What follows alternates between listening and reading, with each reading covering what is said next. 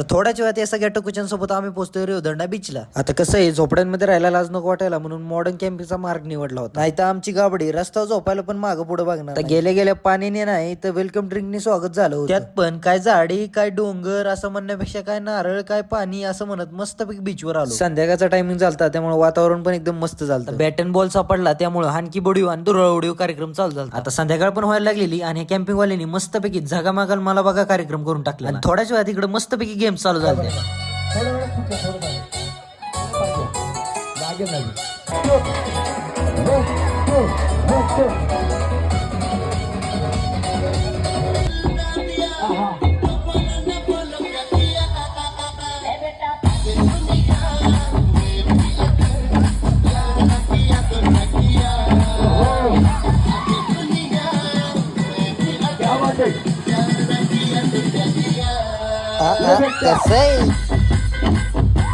काका Joan fire.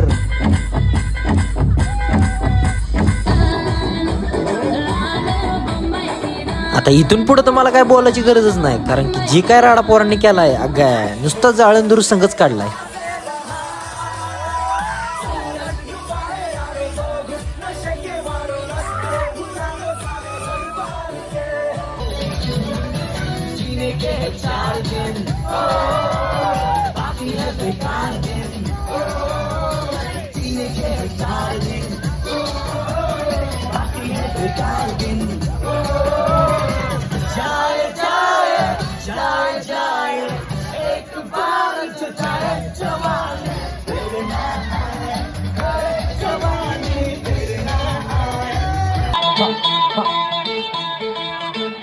आजकल तेरे मेरे प्यार के चलते हर जबान पर सबको मालूम है और सबको खबर हो गई.